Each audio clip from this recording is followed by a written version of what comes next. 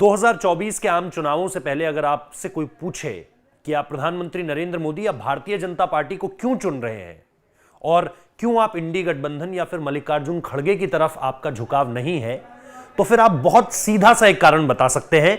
वो आज इस वीडियो में मैं आपको बताने जा रहा हूं।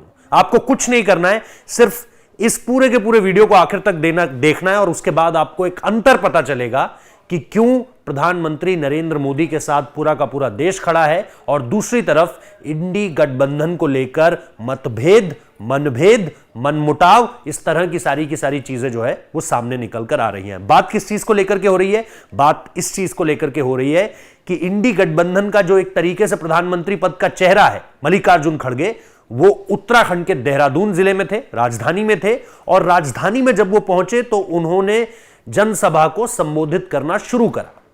अब इसमें बहुत सारी बातें हुई, चाहे सरकार को कोसना हो, इसके अलावा हेलीकॉप्टर के लैंडिंग को लेकर के परमिशन ना मिलना हो, बहुत सारी चीजों को लेकर के जो है उन्होंने अपने बयान दिए, जो कि बहुत जायज सी बात थी। लेकिन मैं इस बात को मानता हूं कि आप सुदूर दक्षिण से आते हैं और जाहिर सी बात है कि जरूरी नहीं है आपको उत्तर भारत के हर एक इलाके, हर एक समस्या और स्थानीय लोगों की हर एक परेशानियों का पता हो। लेकिन यह तब तक बात जायज है जब तक आप सिर्फ दक्षिण भारत से आने वाले एक पार्टी के बड़े नेता हैं। जब आप एक प्रधानमंत्री पद का चेहरा हैं, जब आप एक पार्टी के अध्यक्ष होने के नाते किसी स्थान पर पहुंचते हैं, तो यह बहुत जरूरी है कि आप उन जगहों के छोटे से छोटे मुद्दों के बारे में जानकारी रखें। और ऐसे में जब जोशीमठ जैसे बड़े मुद्दे पर, जिसको लेकर के राष्ट्रीय मीडिया तक में कई दिनों तक चर्चा चलती रही, आपको उस जगह का नाम तक नहीं पता था, इससे आप यह जान सकते हैं कि इन सुदूर पहाड़ी इलाकों का तब क्या हाल रहा होगा जब कांग्रेस की सरकारें रही थी। यानी आप पूरी रिसर्च कर तो आते हो तमाम उन मुद्दों पर जिनको लेकर के आपको सियासत करनी है, जिसमें जोशीमठ भी शायद एक मुद्दा है, लेकिन जोशीमठ का नाम तक आपको नहीं पता है। नाम तो छोड़ दीजिए, आपको यह तक नहीं पता है कि वहां भूकंप आया था या लैंडस्लाइड हुआ था। यह सारी की सारी चीजें बड़ी हास्यास्पद है और मैं कोई सिर्फ यहां पर कोई गवाही नहीं दे रहा हूं, बल्कि मैं आपको बयान सुनाता हूं एक एक करके। आप खुद तय कीजिएगा कि यह अंतर कितना ज्यादा विजिबल है पूरी तरीके से दोनों के बीच। एक तरफ प्रधानमंत्री नरेंद्र मोदी है जो ऑप्टिकल फाइबर की बात करते हैं, नेटवर्किंग की बात करते हैं, जो यूपीआई पेमेंट्स की बात करते हैं, और यह तक कहते हैं वो भारत के उत्तराखंड के सबसे आखिरी गांव को राज्य का सबसे प्रथम गांव मान लेते हैं। भारत का सबसे आखिरी गांव लिखा रहता था, भारत का सबसे प्रथम गांव लिखा रहता है, आज वो माणा गांव का जिक्र करते हैं। और आप जोशीमठ तक नहीं बोल पाते हैं, आपको जोशीमठ तक के बारे में जानकारी नहीं है। यह एक बड़ा अंतर है। सुनिए जरा, सबसे पहले खड़गे साहब ने क्या कहा। में छुपा है किसको मालूम, जैसा जोशीमठ नहीं,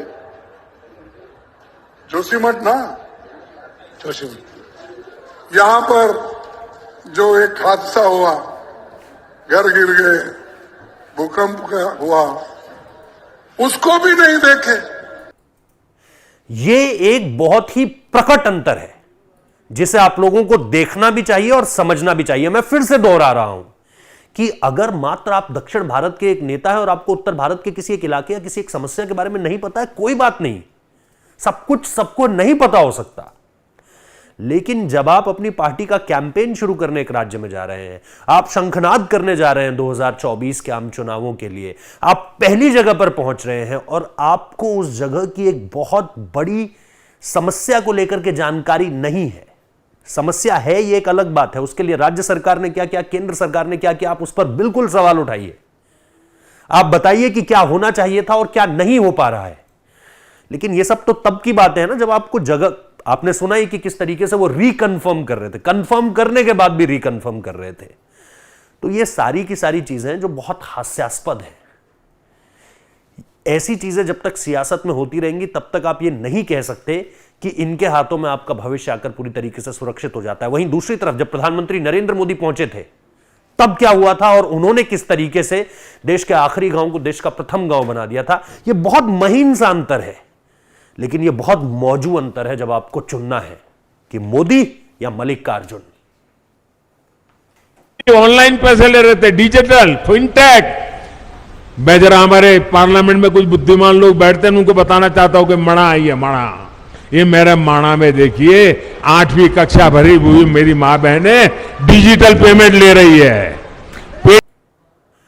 इसके बाद मेरे पास कहने को कुछ नहीं है। चुनाव आपका है, वोट आपको देना है और निश्चित तौर पर यह भी आपको बताना है कि आपको किस तरह का नेता और कौन सा चेहरा चाहिए। कमेंट बॉक्स में अपने कमेंट जरूर बताइएगा कि आपकी इस पर क्या राय है।